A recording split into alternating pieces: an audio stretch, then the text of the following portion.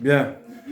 Alors, nous allons démarrer l'année de nouveau, comme si on ne l'avait pas démarré, puisqu'on a eu validation par Eva à l'instant T. Elle a validé. Elle a validé.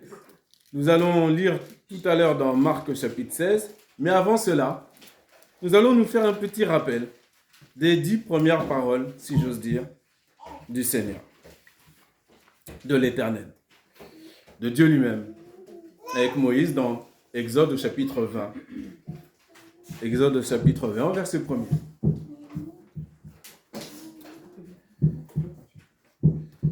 Ces 10 paroles sont appelées aussi les 10 commandements. Et nous savons et nous avons appris que il y en a beaucoup plus que 10, bien sûr.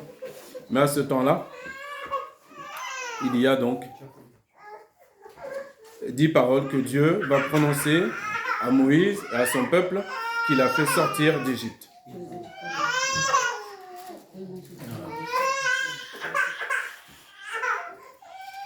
C'est pas grave, ça va aller. Bah oui, mais tout est vrai. Ouais. Quand on parle de commandement, ça commence à bouger. Même tout petit, on n'aime pas trop être commandé. Hein? Tu peux la laisser là, ma soeur, il ne faut pas sortir dans le froid. J'en ai rattrapé là, parce qu'elle va attraper froid. Les enfants sont les enfants. Et on ne va pas aller dans le froid à l'hôpital juste pour que le grand sacrificateur puisse parler dans les calmes et la tranquillité. Non, on a quitté ça. On a quitté ça depuis longtemps. Merci Seigneur. Merci Seigneur. Gloire à Dieu. Allez, verset 1er. Et Dieu prononça toutes ces paroles disant, je suis l'Éternel ton Dieu qui t'ai fait sortir du pays d'Égypte, de la maison de servitude. Tu n'auras point d'autre Dieu devant ma face. Oh, le peuple ne peut pas dire qu'il ne sait pas qui est l'Éternel. Il ne peut pas dire qui c'est qui est en train de parler. À ce moment-là, ce n'est pas Moïse qui parle, mais c'est Dieu lui-même qui parle. Et tout le peuple entend la parole. Tu n'auras pas d'autre Dieu devant ma face. Tu ne feras point d'image taillée, ni aucune ressemblance de ce qui est dans les cieux en haut et de ce qui est sur la terre en bas, et de ce qui est dans les eaux au-dessous de la terre. Pourquoi Dieu dit ça? Eh bien, il s'explique. Tu ne t'inclineras point devant elles, et tu ne les serviras point. Nous voyons que c'est ce qui se passe dans beaucoup de nations. Un bout de bois, une image, une icône, et on se prosterne devant, ou on fait un peu de superstition avant de sortir de la maison, on embrasse l'objet, on touche.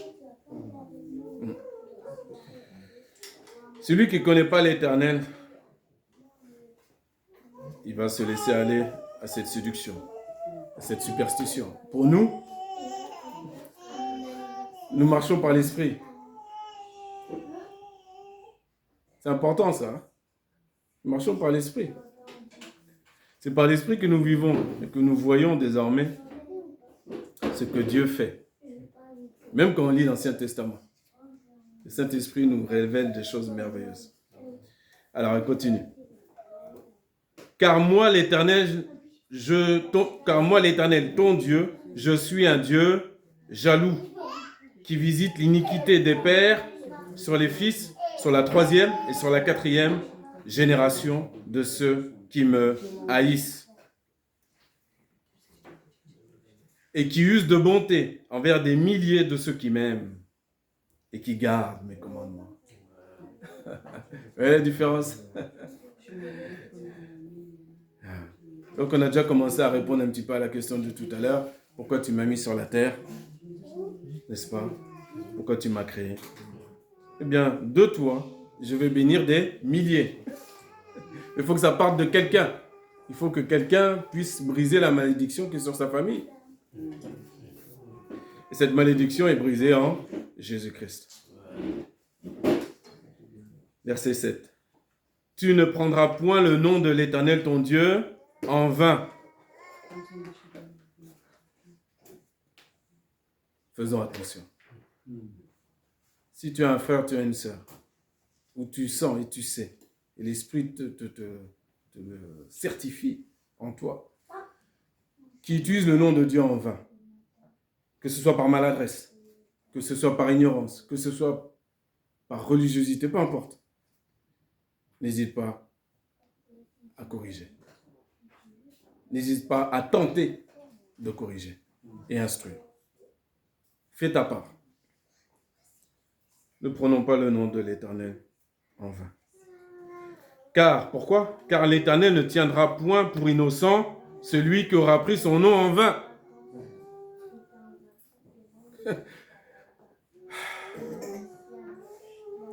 Le nom de l'Éternel, c'est précieux. Hein? Verset 8. Pour nous, c'était valable pour les Juifs à l'époque. Ça l'est toujours, tant qu'ils restent derrière le voile. Et ça l'est valable pour nous qui sommes de l'autre côté du voile aussi. Souviens-toi du jour du sabbat pour le sanctifier. C'est ce que Jésus a fait.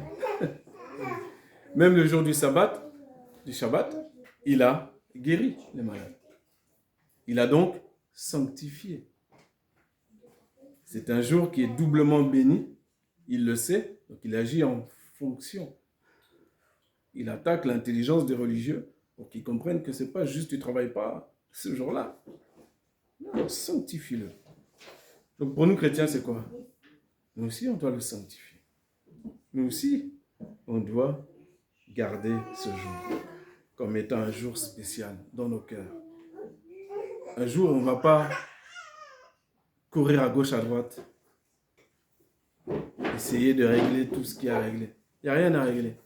Tout devait déjà régler en 6 jours. Dieu t'a donné 6 jours. Fais ce que tu as à faire là-bas. Le 7e jour, sanctifie-le. Verset 9, 6 jours tu travailleras et tu feras toute ton œuvre. Mais le 7e jour est le sabbat consacré à l'Éternel ton Dieu. Tu ne feras aucune œuvre, ni toi, ni ton fils, ni ta fille, ni ton serviteur, ni ta servante, ni ta bête, ni ton étranger qui est dans les portes. Car en 6 jours, l'Éternel a fait les cieux et la terre et la mer et tout ce qui est en eux. Et il s'est reposé le 7e jour. C'est pourquoi l'Éternel a béni le jour du sabbat et l'a sanctifié. Alors maintenant, on va me dire, mais oui, mais mon frère, moi je connais un frère en Christ qui est pompier. Je connais un frère en Christ qui est ambulancier. Je connais un frère en Christ qui est militaire, qui est policier. Donc comment on fait? T'inquiète pas. Fais comme Jésus. Jésus a œuvré le jour du sabbat. Et c'était quoi son œuvre le jour du sabbat? C'est guérir les malades. C'est continuer à faire le travail pour lequel Dieu l'a appelé. Alors la manière de faire pour un policier d'astreinte ou un pompier d'astreinte, c'est de sanctifier ce jour dans son cœur et de travailler encore de manière encore meilleure pour ce Seigneur. De faire encore plus le bien, d'être encore plus concentré pour faire le bien. Le militaire pareil, l'infirmier pareil. Quel que soit le travail que Dieu t'a donné, il y a des boulangers qui sont enseignants, qui sont obligés d'ouvrir le dimanche matin, selon la zone où ils sont. Bon, on va leur dire quoi? On va être rigide avec eux. Fermez tout. Non. Mais par contre, quand tu travailles, que ce soit un jour sanctifié et que ce ne soit pas pour ramasser de l'argent supplémentaire, ta raison principale. C'est ça qui est important. C'est l'Éternel qui doit t'honorer et sanctifier ce jour-là. Verset 12, les enfants, écoutez, verset 12, Exode 20, verset 12. Dieu rappelle, il dit, « Honore ton père et ta mère afin que tes jours soient prolongés sur la terre que l'Éternel ton Dieu te donne. Tu ne tueras point. » Là aussi, pareil, on va dire, mais c'est-à-dire, je ne comprends pas. Moi, je lis l'Ancien Testament, je vois des guerres partout, des règlements de compte, où Dieu lui-même intervient, etc., etc. Donc, qu'est-ce qui se passe? Est-ce que Dieu se contredit? Dieu ne se contredit pas.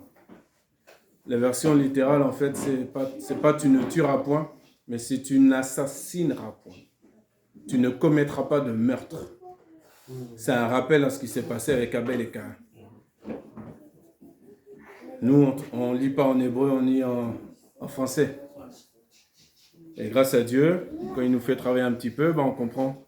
Et tu cherches et tu dis, ah, c'est différent. Tu ne tireras point et tu n'assassineras pas, c'est pas la même chose.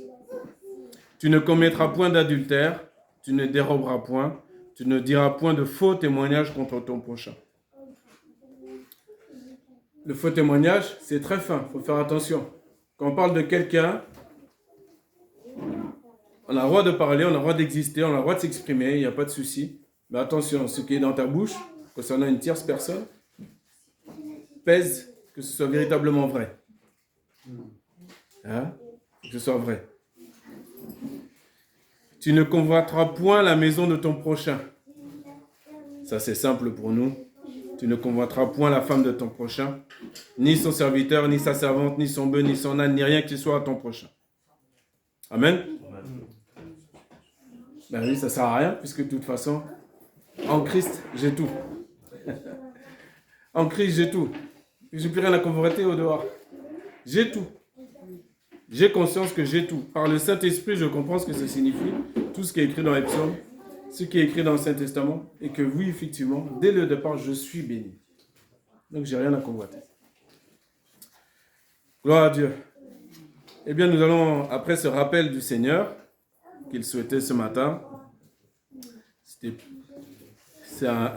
il sait pourquoi il le fait, et que le Seigneur puisse parler à vos cœurs. Nous allons passer à l'évangile de Marc, au chapitre 16.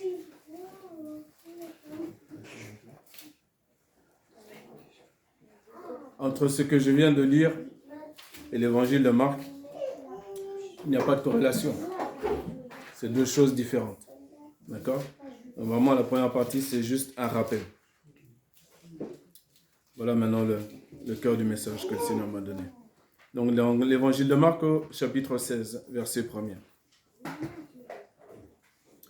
Et le sabbat étant passé, Marie de Magdala et Marie, la mère de Jacques, et Salomé achetèrent des aromates pour venir l'embaumer. Embaumer qui? Embaumer Jésus. Et de fort grand matin, le premier jour de la semaine, elles viennent au sépulcre comme le soleil se levait. Et elles disaient entre elles, « Qui nous roulera la pierre de devant la porte du sépulcre ?» Eh oui, on a préparé les aromates, mais on a oublié une chose, c'est qu'on n'a pas assez. Nos bras sont trop petits pour pousser cette pierre. Qui va le faire? Toi aussi de la même manière. Écoute bien mon frère, ma soeur. Toi tu as fait tout ce que tu peux pour te présenter propre devant Dieu. Là où tu as la main, mais il y a des choses dans lesquelles tu n'as pas la main. Il faut que quelqu'un vienne rouler la pierre. Il faut que quelqu'un de plus fort que toi roule la pierre. Il y a des choses que toi tu peux faire et il y a des choses que tu n'as pas la force de faire. Et il faudra que quelqu'un roule la pierre pour toi.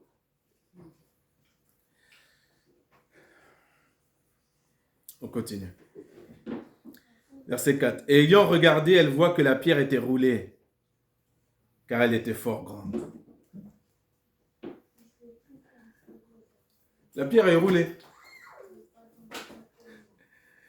Tu peux comprendre que la pierre est roulée. Elle est déjà roulée devant toi. Mais je sais que pour certains, vous le comprendrez peut-être plus tard. Mais dès à présent, parfois on fonctionne comme si la pierre est toujours là. Elle est déjà roulée. Le tombeau est déjà ouvert. C'est-à-dire ta bénédiction est déjà là.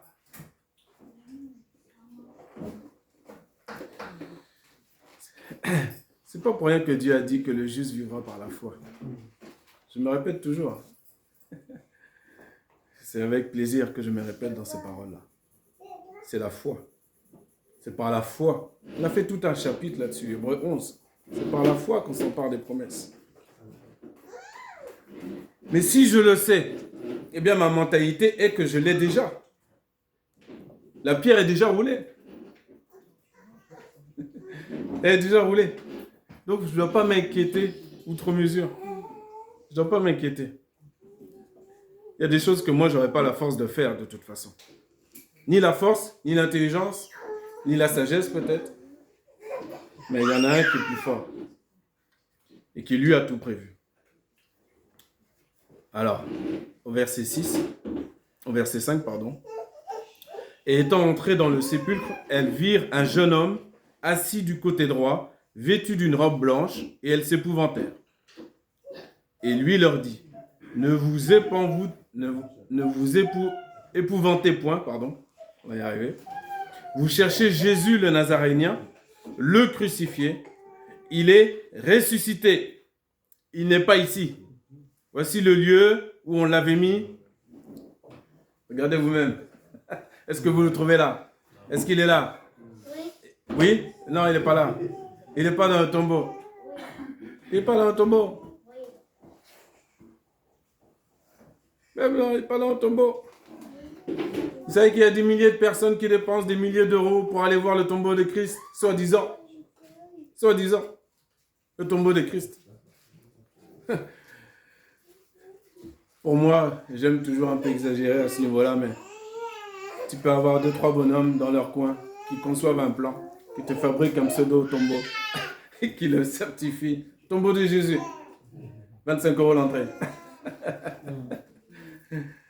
Et pour arriver jusqu'à son tombeau là, il y a des marchands tout le long. T'inquiète pas, c'est fléché. L'argent que tu as dépensé pour l'avion, tu vas le dépenser encore pour les marchands, pour l'hôtel, pour plein de choses, t'inquiète pas. Tu ne vas pas sortir de là-bas avec une pièce dans ta poche. Et ça, c'est encore aujourd'hui. Pourquoi vous cherchez parmi les morts celui qui est vivant? C'est triste, hein? C'est triste. Jésus est ressuscité.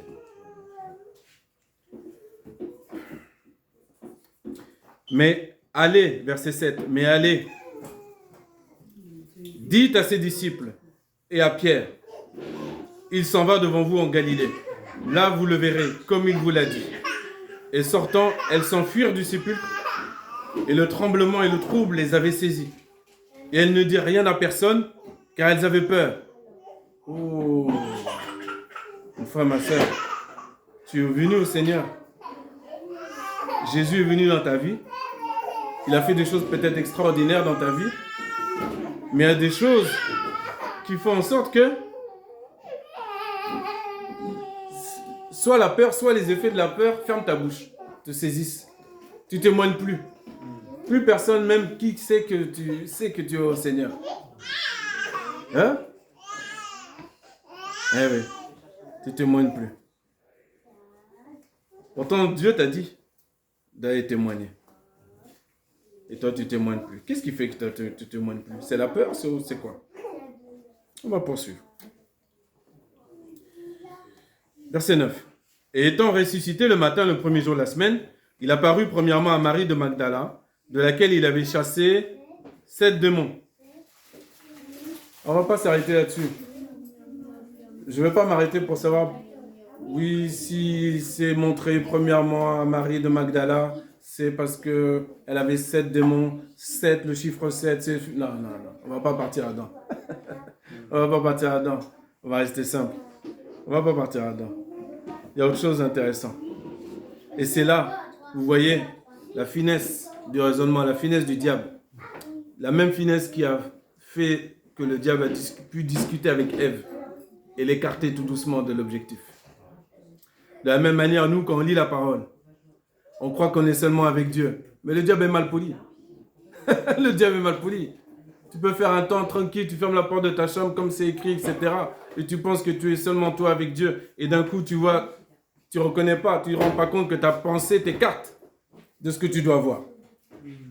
Donc même les temps de méditation, il faut les placer sous le sang de Jésus. Il faut les placer sous le nom de Jésus. Il faut les préparer correctement.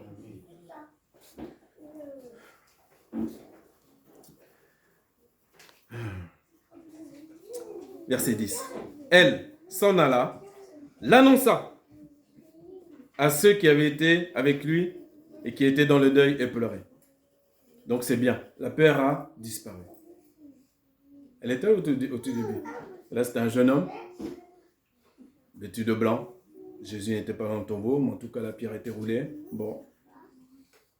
Dans tes raisonnements humains, tu peux dire, bon, c'est le jeune homme qui a un peu plus force que nous, il a dû rouler la pierre. Bon, ça s'entend, bon, il est habillé en blanc, bon, pourquoi pas. La seule chose qui me saisit là, qui me paralyse, c'est que je ne vois pas mon maître. Où est-ce qu'il est? Et le jeune homme que je connais de nulle part, je ne connais pas. Il me dit quoi? Il est ressuscité. Cherche-le pas. Je sais que c'est lui que tu cherches, etc. Ces paroles sont vraies, mais ce n'est pas Jésus qui me parle. Donc, on ne peut pas accuser plus que ça Marie de Magdala. Qu'est-ce qu'on va faire, la pauvre? Par contre, quand Jésus vient, elle fait quoi? Elle l'annonce. Elle l'annonce à ceux qui avaient été avec lui, qui étaient dans le deuil et qui pleuraient. Et ceux-ci, apprenant qu'il était vivant, donc elle a bien témoigné, et qu'il avait été vu d'elle, ne le crurent point. L'incrédulité. Là, on va s'attaquer à un gros morceau. Pourquoi ils ne croient pas? Pourquoi, toi, mon frère, ma soeur, parfois, un frère, une soeur va te parler de quelque chose, mais tu ne vas pas croire? Tu as des doutes. Qu'est-ce qui fait qu'on peut avoir des doutes? C'est quand on ne marche pas pleinement par l'Esprit de Dieu. Et quand il y a notre partie humaine qui est là et qui dit, mais attends, excuse-moi Marie, tu étais complètement démonisé il y a quelque temps, et maintenant tu viens me parler de quelque chose d'extraordinaire. Et c'est à toi, Jésus s'est montré à toi? Toi qui avais cette démon, Jésus s'est montré à toi. Ah bon? Ah bon? D'accord. Il faut faire attention. On ne doit pas se mépriser les uns les autres. Faisons très très très attention. C'est notre passé ne nous définit pas. Jamais. Nous sommes de ceux qui vivons au présent. Et notre présent est notre futur. À chaque fois qu'on dit aujourd'hui, dit la parole. Ça veut tout dire. Aujourd'hui. Jour nouveau. Aujourd'hui. Ah Seigneur. On va continuer. Et terminer. Et après ces choses, il apparut sous une autre forme à deux d'entre eux qui étaient en chemin, allant au champ. On connaît l'histoire dans d'autres évangiles. Et ceux-ci s'en allèrent et l'annoncèrent aux autres, mais ils ne crurent pas cela non plus. Oh, ça commence à bien faire. À quel moment, jusqu'à quand le Seigneur a dit une fois, il a montré son impatience. Jusqu'à quand vous supporterai-je? Jusqu'à quand? Qu'est-ce qu'il vous faut? Qu'est-ce qu'il vous faut pour croire? Pour croire ce que je vous avais déjà annoncé. Oui, l'effet de la tristesse, outre mesure. Il faut être très vigilant à la tristesse outre mesure. Ça mène à la dépression, ça mène à la perte de mémoire totale. On oublie ce que Dieu a déjà fait dans nos vies. Et quand il veut encore nous bénir, on n'y croit plus. Dieu, là, c'est trop tard. C'est trop tard. Je l'ai vu, Jésus, sur la croix. Ils l'ont cloué. Son sang a coulé. Ils l'ont mis dans le tombeau. Tu l'as vu, mais Jésus est ressuscité. Et il te l'avait dit. Et tu as oublié. Nous devons être de ceux qui n'oublient pas. On n'oublie pas. On doit être de ceux qu'au contraire, on puisse, comme je le disais tout à l'heure, vraiment regarder chaque jour que Dieu fait. Aide-moi à bien faire.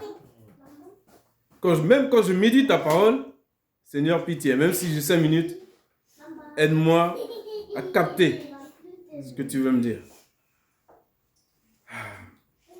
Si je ne comprends pas à l'instant T, c'est pas grave. Sur le chemin, je vais ruminer ces paroles dans mon cœur. Je vais les ressasser dans mon cœur. Et je sais qu'à un moment donné, il faut que tu m'éclaires. Il faut que tu me fasses du bien à travers cette parole. T'envoies pas ta parole comme ça pour rien, pour être gaspillée. Non, non, non. Allez, on poursuit.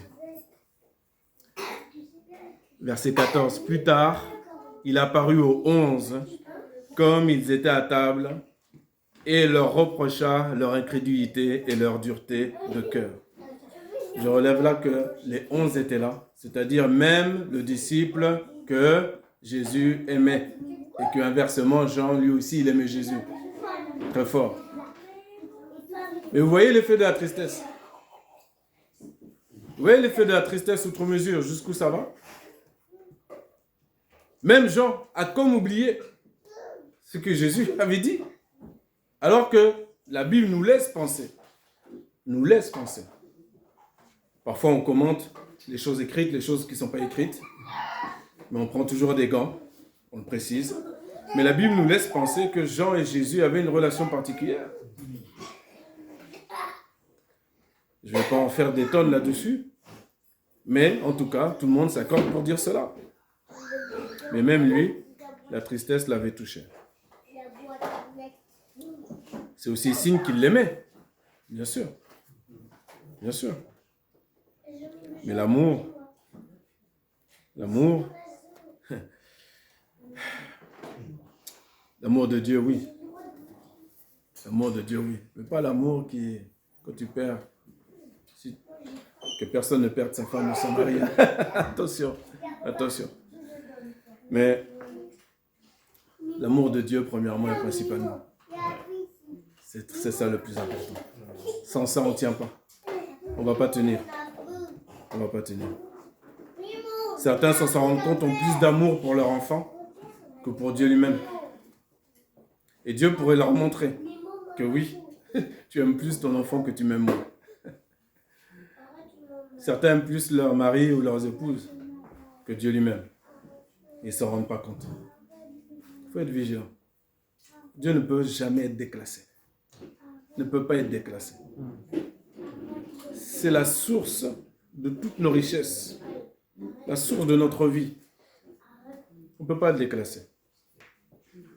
Nous aimons nos femmes, nos enfants bien sûr, mais Dieu ne peut pas être déclassé. Verset 14, il dit, on relit, plus tard il apparut aux 11 comme ils étaient à table et leur reprocha leur incrédulité et leur dureté de cœur parce qu'ils n'avaient pas cru ceux qui l'avaient vu ressusciter. Donc même Jean avait une dureté de cœur. D'ailleurs, c'est le même Jean qui voulait que le feu descende sur un village qui ne voulait pas recevoir Jésus en son temps. Mais Jean a été transformé, nous aussi nous devons être transformés. Au verset 15, il leur dit, de nouveau, et voici notre mission à nous, ce qu'on aime rappeler dans l'Église, plusieurs fois par an, allez dans tout le monde et prêcher l'Évangile à toute la création. Il rappelle parce qu'on l'a oublié. Et il n'y en a pas un pour attraper l'autre. La bénédiction nous endort, nous met dans un confort qui fait que ça va pas trop mal. Ça bouge un peu à gauche, à droite. Je vois qu'il y a des combats là, des combats là, des combats... Bon, on va rester calme. Hein? Faut être sage. Faut être sage. Et on n'ouvre plus la bouche. On témoigne plus. Le zèle qu'on avait au début, on l'a plus. Ce que j'ai contre toi, c'est que tu as oublié ton premier amour. Abandonné ton premier amour. Quand Jésus nous a saisis, qu'on est venu à lui, c'était merveilleux. Oh là là. On avait le feu. On avait le feu. On pouvait prêcher partout. Dans le métro, dans les places publiques, conduit par l'Esprit de Dieu, bien sûr. Mais on n'était empêché de rien. Donc on doit reprendre et se ressaisir. Et se rappeler la mission. C'est-à-dire que n'importe quelle occasion est favorable pour prêcher l'Évangile. En 2025, mon frère, ma soeur, prêche l'Évangile. Prêche. Encore et encore. Verset 16. Pourquoi? Parce que cette parole-là doit être crue. Celui qui aura cru et qui aura été baptisé sera sauvé. Et celui qui n'aura pas cru sera condamné. C'est grave. Donc, oui, il faut absolument qu'on prêche l'évangile d'une manière ou d'une autre. Et ce sont ici les signes qui accompagneront. Voici la promesse de Dieu pour toi. Ceux qui auront cru en mon nom, nom de Jésus, pas notre nom à nous. Ils chasseront les démons. Ils parleront de nouvelles langues. Ils prendront des serpents. Et quand ils auront bu quelque chose de mortel, cela ne leur nuira point. C'est ce que ça veut dire, ça? Ça, c'est la confiance totale. La chose que j'ai à faire dans le monde, c'est prêcher l'évangile.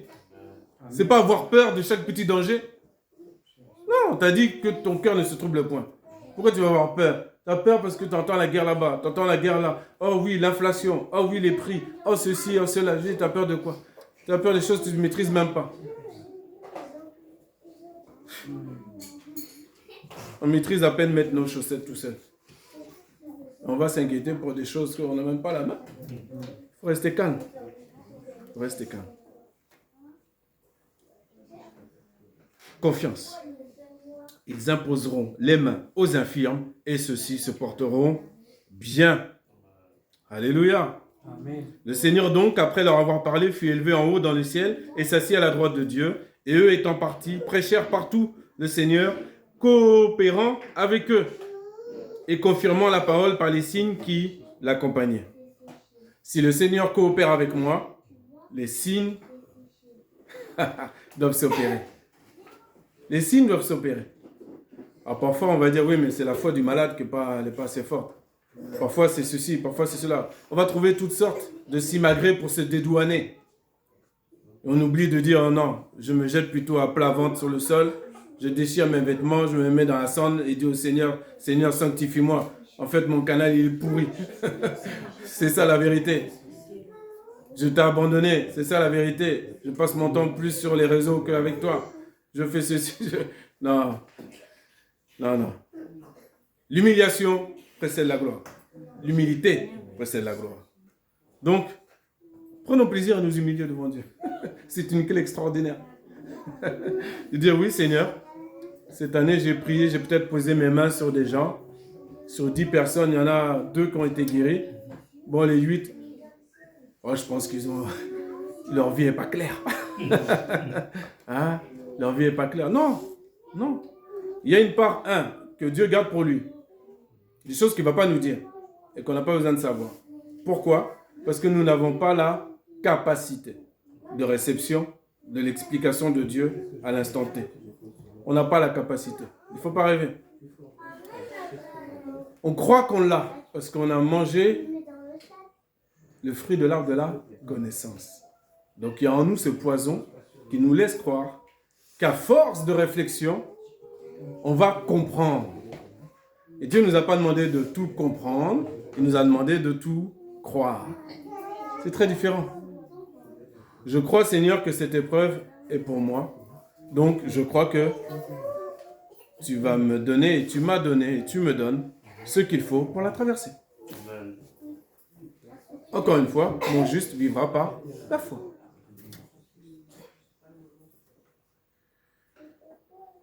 Mais en tout cas, une chose qui est vraie, c'est que quand Dieu coopère avec quelqu'un, les signes doivent l'accompagner. Pas les signes que nous, on voudrait, forcément. Non, non, non. Les signes que Dieu, lui, il a prévus d'avance. Et il y a des signes que tes yeux ne verront pas. Eh oui, il ne faut pas être frustré. Parce que Dieu va opérer secrètement dans les cœurs par son esprit. Tu auras parlé à quelqu'un, tu penses qu'il n'y a rien qui s'est passé. Mais en fait, t'inquiète. Il y a un chamboulement qui s'est passé dans le cœur de la personne. Tu ne le vois pas forcément, mais je peux te dire que Dieu a travaillé. Je peux te dire que Dieu a travaillé. Peut-être qu'il te le montrera quelques mois après, peut-être quelques années après, mais je peux te dire qu'à l'instant T, si tu marches avec Dieu, si Dieu est avec toi, sa parole, la parole qu'il envoie, elle ne retourne pas à lui sans avoir porté ses fruits, sans avoir porté ses effets. Toute la parole s'articule et tout est connecté d'un verset à l'autre, ancien, nouveau, tout est connecté, tout est merveilleux. Tout est merveilleux. Tout prend forme uniquement par la foi. par la foi. Mon frère Johan, tu vas partir bientôt mercredi, ouvrir ta bouche par la foi. Dieu va opérer. Alléluia. Amen. Amen. Pas parce que on le désire, on veut que tout se passe bien, ceci, cela. Non, par la foi. La pierre est déjà roulée. Amen. Tout est déjà préparé. Pareillement pour vous, qui avez à cœur un collègue de travail, qui avait à cœur, je ne sais pas, un voisin, une voisine, mais qui l'avait à cœur. Attention. C'est-à-dire que ce n'est pas juste une personne de plus, un chiffre en plus. Ah, j'ai témoigné, j'ai fait ma bonne action. Non, non, non, non, non. Est-ce que tu l'as à cœur? Tu l'as à cœur? Bon. Eh bien, écoute, cette année, je ne t'ai pas entendu beaucoup prier pour elle, pour lui. Et pourtant, tu prends l'expression à cœur. Comment ça, tu l'as à cœur? Non, si j'ai quelqu'un à cœur, l'autel de Dieu doit entendre son nom régulièrement.